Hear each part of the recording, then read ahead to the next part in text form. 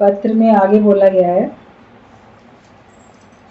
कि या भगवान देखोगे या संसार देखोगे, या तू रहेगा या भगवान रहेगा, दोनों नहीं रह सकते।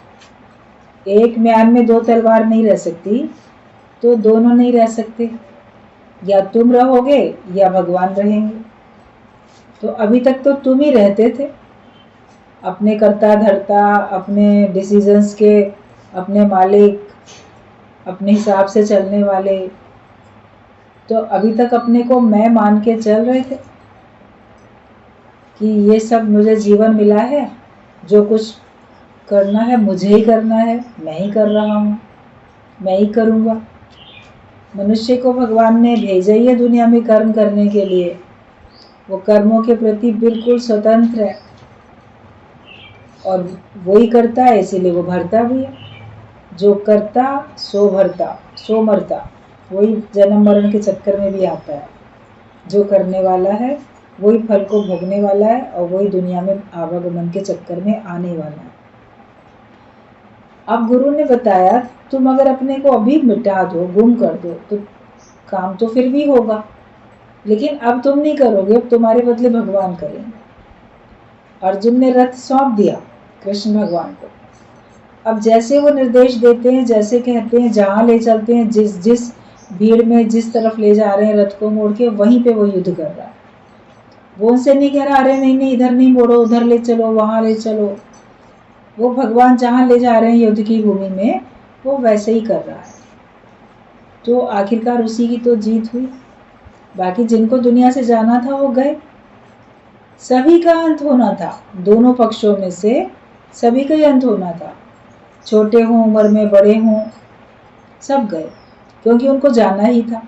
इसीलिए वो सारे के सारे इकट्ठे हो गए थे।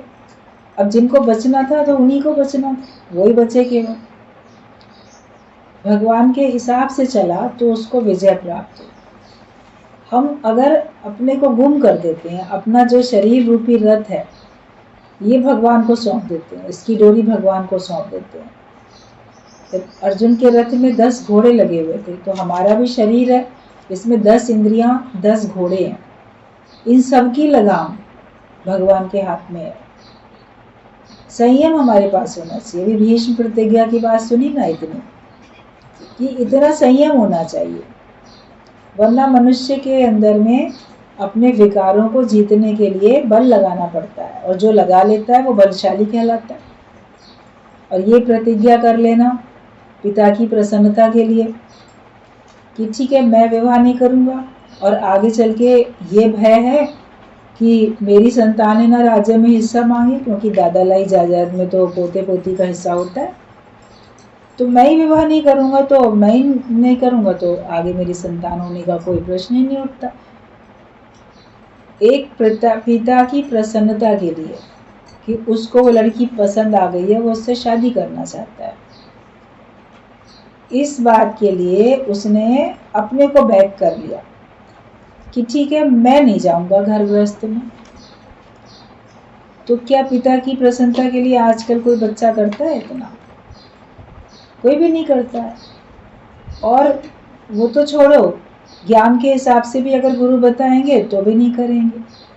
संयमित जीवन हर प्रकार का हमारे अंदर में होना चाहिए, सारी इंद्रियों का संयम हो, कब किसका कितना उपयोग करना है, जिसमें हमारी उन्नति हो, हमारी भलाई हो, वो गुरु सिखाता है। बिना गुरु को अपना जीवन सौंपे हम नहीं समझ सकते हमारी किस बात में भलाई छिपी हुई। जीवन अपना सौंप दो मेरे हाथों में, गुरु बोलते हैं। तो फिर आप देखो कि आपका जीवन सुंदर बनता है। श्वास श्वास को जोड़ दो मेरी यादों में। आपके सांसों सांसों में जो रोज सांस ले रहे हो, उसमें किसकी याद चल रही है, हर समय क्या विचार चल रहा है, उसमें कितना बल लगाना पड़ता है कि हमको भगवान ध्यान में रहे। अभी जैसे इन्होंने बात बताई कि अंत समय में उनको ये था कि नहीं भगवान तो मेरे साथ हैं, तुम क्या करोगे आगे। तो एक निरासक्त भाव था ना कि भगवान मेरे साथ है, जो भगवान करेंगे ठीक करेंगे, हम अपनी ओर से क्यों किसी को परेशान करें। कि तुम आओ, हम तुम्हें देखना चाहते हैं। गुरुजी बोलते थे पहले ही सबको देख लो और पहले ही सबको अपनी शक्ल दिखा दो। एक बार जब सत्संग में आ गए उसके बाद एक बार घर से निकलो, अपने सारे संबंधियों से मिल आओ, जाके उनकी शक्ल अच्छे से देख लो और अपनी शक्ल उन्हें दिखा दो और अपने अंदर का आसक्त भाव कर दो समाप्त। फिर अगर भगवान की मर्जी होगी, जाना होगा तो पहुंच जाएंगे, नहीं जाना होगा तो नहीं जाएंगे, लेकिन हमारा मन नहीं खिंचना चाहिए। और उन सबको भी ये विश्वास दिला दो कि अब हमारा जीवन भगवान के लेके है। जो सन्यास ले लेते हैं, ऑफिशियली जो लोग सन्यास ले लेते हैं, उनके लिए लोग नहीं खींचते उनको कि ये आए और मुझे अपनी शक्ल दिखाए। यहाँ पे आपने कोई विधिवत सन्यास नहीं लिया, मगर सन्यास भावना में तो रहते हो। गुरु ने तो हमारे अंदर सन्यास भावना तो भर दी, तो फिर क्यों तुमको कोई खींचता है, क्यों तुमको कोई बोलता है कि अरे अरे आओ, तुम आ जाओ, तुम्हारा फलाना बीमार है तुम आओ। तुमको क्यों खींचता है कोई? क्योंकि तुमने अभी ये डिक्लेयर नहीं किया कि तुम्हारे लिए प्राथमिकता सत्संग को है। तुम्हारा जीवन अब निष्कामी जीवन है, ज्ञानवान वाला जीवन है। तुम सत्संग में अपने को व्यस्त नहीं रखते हो, नियम में नहीं बंधते हो, नियम बनाने के भी कंजूस हो और अपना जीवन निष्कामी नहीं बनाते, तो तुमसे सकाम जो है वो कभी भी तुमसे अपना पीछा छुड़ाएगा नहीं, तुम उससे अपना पीछा नहीं छुड़ा सकते। सकाम भाव से छूटना चाहते हो तो निष्कामी जीवन जियो, निष्काम भाव होना चाहिए। और तुम लोग निष्कामी होने के कंजूस नहीं होना चाहते, वहीं बैठे हैं उसी में। कौन जाए सर्दी गर्मी बरसात, कौन अपना समय दे उन लोगों को जो हमारे हैं भी नहीं, हमारे बनेंगे भी नहीं, कौन उन लोग को समय दे? तो फिर तुम निष्कामी जीवन ही नहीं जीते हो। तो इसके लिए गुरु हमको सिखाते हैं कि तुमको कैसा जीवन जीना है। तो हमें निष्कामी जीवन अपना बनाना है। ज्ञानवान होके रहो, निष्कामी होके रहो, तब तुम्हारा जीवन सुंदर बनेगा। तो या तुम भगवान देखोगे या तुम अपने आप को देखोगे। मैं को देख रहे हो तो मेरा है, तो उसी के घेरे में अटके पड़े हो। लेकिन जब तुम भगवान को देख रहे हो तो सर्वत्र भगवान ही भगवान है, सारा उसी का पसारा है। भगवान ही सब कर रहे हैं, भगवान ही सब देख रहे हैं, भगवान की मर्जी से ही सब हो रहा है, ईश्वरी सब कुछ है। तो आपके अंदर श्वास श्वास को आप भगवान की यादों में जोड़ पाते हो। हर जगह भगवान देखोगे तभी तो, वरना कभी किसी का ख्याल, कभी किसी का ख्याल, कभी पुराने बातें, कभी भविष्य की बातें, कभी मैं मेरी की बातें, कभी संबंधियों की बातें दिमाग में तो चलती ही रहती है ना। जो कार्य में अपने को लगा के रखोगे उसी कार्य से संबंधित विचार आपके अंदर में चलेंगे। निष्काम कार्य में अपने को लगा के रखोगे तो आपके अंदर में भगवान के ज्ञान के विचार चलेंगे। इसलिए मैं मेरे की दुनिया से ऊंचे उठो, तभी मुक्त हो सकते हो। मैं मेरी की दुनिया में अगर हम बैठे हैं तो हम दक्षिणायन में, नीचाई की तरफ हैं, और हम आत्मा में हैं तो हम ऊंचाई की तरफ हैं। आत्मिक स्थिति अगर है तो हम ऊंचाई की तरफ। तो उच्च भाव हमारा गुरु बना के देता है, उच्च स्थिति भी हमारी गुरु बना के देता है। सूर्य पुत्र कहने से ही शक्ति आएगी। जब हम सूर्य पुत्र कहेंगे अपने को तो शक्ति आएगी, वरना अपने को हम दासी पुत्र मान के बैठे हैं। ये जो माया है यही दासी है। तो हम, ये जो माया है ये दासी है और हम अपने को इसी का पुत्र मान के बैठे। तो इसमें हमारा बंधन ही बंधन है।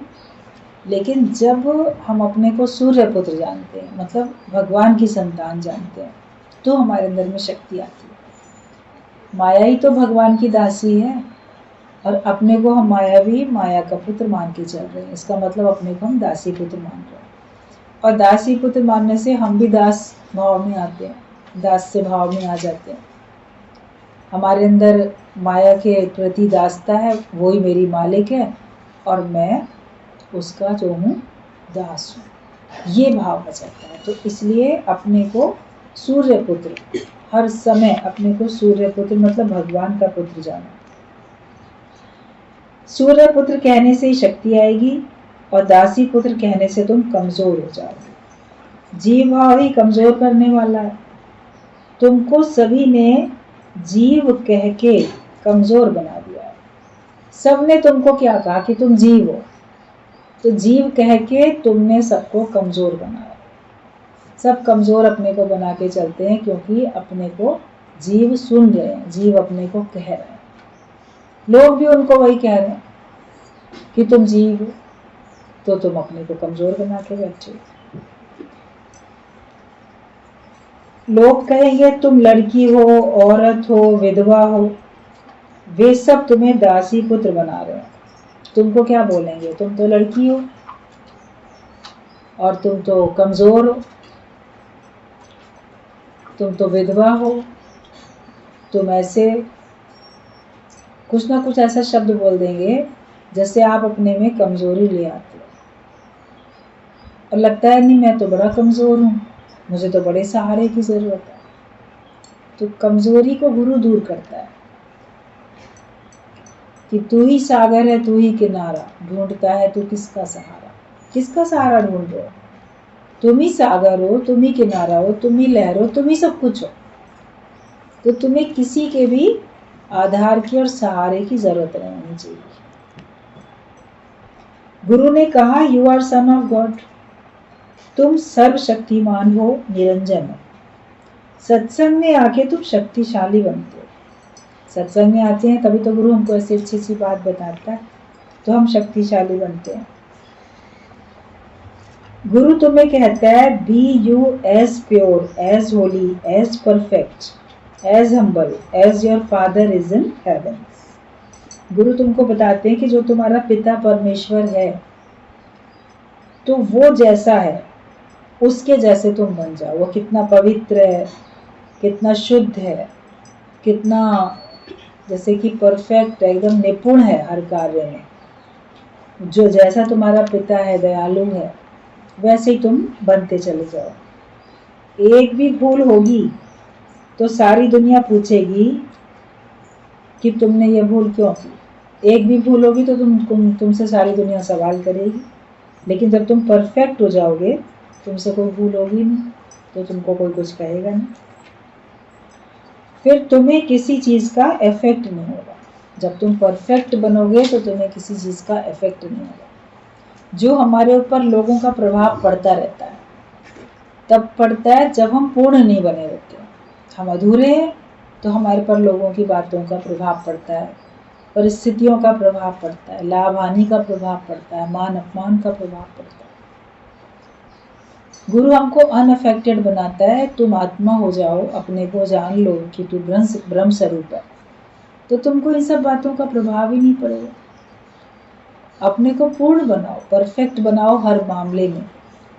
ज्ञान में भी हाँ कोई कमी ना निकाल सके, कार्य में तुम्हारे कोई कमी ना निकाल सके। कर्म करत हुए नहीं कर्मी, ऐसा गुरु हमको बना देता है कि तुमसे कार्य होता भी रहता है, लेकिन तुम उसमें अकर्ता भाव में रहते हो, तो तुम्हारे खाते में कोई कर्म फिर आता नहीं। जैसे अच्छे बच्चे को पिता अपनी पूरी मिल्कियत देके जाता है और खराब को अपनी जायदाद से बेदखल करके जाता है, गुरु जो है हमारे को ऐसा बनाता है कि भगवान हमको अपनी सारी मिल्कियत देके जाते हैं, और जो खराब होते हैं उनको अपना जो है वो भी नहीं देके जाते हैं। मतलब जो ज्ञान है, जो प्रेम है, सबसे बड़ी दौलत तो यही है। जो अच्छा बन जाता है, भगवान का बन जाता है, उसको ये दौलत मिल जाती है। और जो खराब कर्म करता रहता है उसको ना ज्ञान मिलता है ना उसको किसी का प्रेम मिल पाता है। भगवान का भी प्रेम नहीं मिलता, संसार वालों का भी प्रेम नहीं मिलता। तो जैसे पिता अपने अच्छे बच्चे को अपनी सारी संपत्ति देके जाता है, जो खराब चाल चलन वाला होता है उसको बल्कि नहीं देके जाता, मना कर जाता है कि नहीं, मैंने इसको अपनी संपत्ति से बेदखल कर दिया। तो यहाँ तो तुम्हारे कर्म ऐसे हैं जो तुम भगवान की संपत्ति से बेदखल हो जाते। भगवान तो फिर भी इतना दयालु है कि तुमको बेदखल करने के बाद भी अगर तुम पछतावा करके आओ तो वो तुमको फिर अपना सकता है। लेकिन जो खराब प्रवृत्ति का व्यक्ति होता है वो पछतावा करता ही नहीं है, उसको लगता है जो मैं कर रहा हूँ वो ठीक कर रहा हूँ। हमारे अपने अंदर में ये भाव अगर हो जाए कि मैं भगवान की प्रसन्नता के कार्य कर रहा हूँ, तब तो आपके कर्म ठीक होंगे। लेकिन मैं अपनी प्रसन्नता के कार्य कर रहा हूँ, उसमें आपके मिश्रित कर्म होंगे, कभी अच्छे भी होंगे तो कभी बुरे भी होंगे। लेकिन मैं केवल अपनी ही प्रसन्नता देखूंगा, किसी और के नहीं देखूंगा, और दूसरे को मैं नष्ट करने में लग जाऊंगा। जो मेरा है उसको रखेंगे, जो मेरा नहीं है उसको हम समाप्त करते चले जाएंगे। तो ये तुम्हारे खराब कर्म हो जाते हैं। ज्ञानी हमको, गुरु ऐसा बनाता है ज्ञानी कि जिसमें हम अपने कर्मों के मास्टर बन जाते हैं और कर्म करते हुए भी कर्मों से हम छूटे रहते हैं, ये हमको वो समझ देता है। तो जैसे अच्छे बच्चे को उसका पिता पूरी मिल्कियत दे के जाता है और खराब को अपनी जायदाद से वो अलग कर देता है। तुम भी गुरु वाक्य सत्यम करेगा तो ये खजाना तेरा हो जाएगा। तुम अगर गुरु वाक्य सत्यम करते चलोगे तो जो गुरु के पास ज्ञान का खजाना है वो तुम्हारा बनता चला जाएगा। जो उसका अनुभव है वो तुम्हारा अनुभव हो जाएगा। जो उसकी समझ है, जो उसका निश्चय है, वो तुम्हारा होता चला जाएगा अगर तुम गुरु वाक्य सत्यम करोगे तो। और गुरु को आप सोचोगे कि नहीं, ये पूर्ण नहीं है, ये तो ऐसी थोड़ी थोड़ी बातें बताता रहता है, तो तुम भी उतने ही बने रहोगे, तुम भी कभी पूर्णता को नहीं प्राप्त कर सकते। या तुम बोलोगे इसकी बातें ना पूरी तरह नहीं मानी जा सकती, आज के समय में ये पूरी बातें नहीं मानी जा सकती, सतयुग में मान सकते थे, कलयुग में नहीं मान सकते, तो भी तुम पूर्ण नहीं बन पाओगे।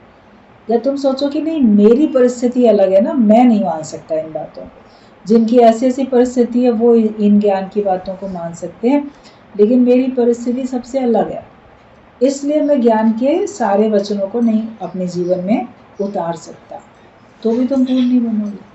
हमें तो जैसे ब्लाइंड फेथ करना होता है, अंधविश्वास, कि जो गुरु ने बोला मेरे लिए, मेरी उसी में भलाई छिपी हुई है। जब आप एक बार अपनी सारी परिस्थिति, अपने मन की स्थिति गुरु को बता चुके हो, बताने में, अपने मन के भाव बताने में कोई कंजूसी नहीं की है तुमने, आपने अपने अंदर की सारे अज्ञानता की बातें, सारे कर्म सच्चाई से बता दिए, फिर तो गुरु तुमको जो बताएगा उसको पता ही है, तुम्हारे भले के लिए बताएगा।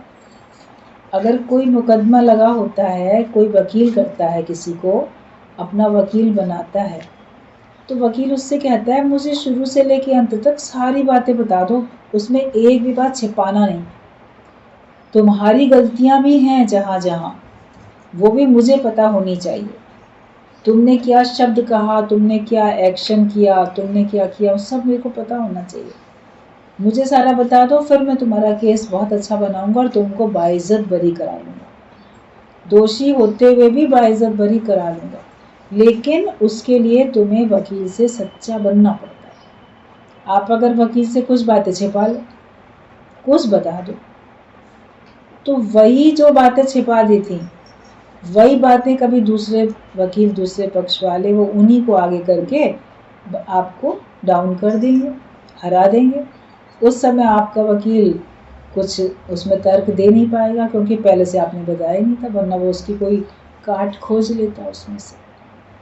तो हम भी गुरु को अगर एक बार सारी बातें बता चुके हैं सच्चाई से, कुछ नहीं छुपाया, तो फिर अगर गुरु तुमको कोई युक्ति बता रहा है तो उसको तो सब पता ही है ना, तुम ये को कहते हो इनको क्या पता मेरी स्थिति, तुम बता चुके ना, तुमने नहीं बताई हो तो बोलो क्या पता।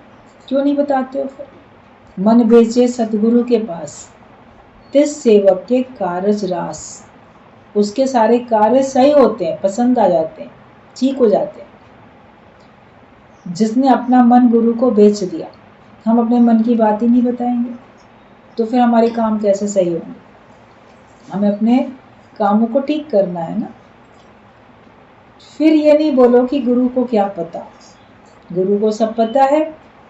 और आपको लगेगा इनको सब पता है तो भी ये मेरे से ऐसा कह रहे हैं, तो गुरु जानता है कि उसी रास्ते पे जाने से, वही मार्ग अपनाने से, वही पॉइंट अपने जीवन में लगाने से तुम उस अज्ञानता से छूटोगे और तुम्हारा योग लगेगा। तो हमें अपने जीवन में गुरु को प्राथमिकता देनी है, गुरु वाक्य सत्यम करना। बस जो गुरु ने मेरे लिए बोला वही सत्य है और उसी पे मुझे अपनी स्थिति बनानी है और उसी से मेरी स्थिति बनेगी। जब आप पूर्ण विश्वास करके चलोगे, गुरु जी बोलते थे इफ बट लेकिन किंतु परंतु ये सब कुछ मत करो, मत सोचो कुछ भी। मेरे सतगुरु मैं तेरे द्वार आई, मैं तेरी ही राहों पे चलती रहूंगी। बस जो तुम राह दिखाओगे हम तो उसी पे चलते रहेंगे, तो उसी पे आप देखो आप मुक्त भी हो जाओगे। विश्वासी का बेड़ा पार होता है, विश्वास होगा तो ही आप गुरु वाक्य सत्यम कर सकोगे। आए हैं सत्संग में तो हम माया से ऊंचा उठने के लिए आए, जन्म मरण के चक्कर से छूटने के लिए आए। इसके लिए गुरु हमको जो ज्ञान दे रहे हैं वो हमको सच्चाई से समझ के अपने जीवन में उतारना ही है। ज्ञान के वचनों को उतारो, गुरु वाक्य सत्यम करो, तो फिर आप देखोगे कि आप तो जीवन मुक्ति का आनंद ले ही रहे हो।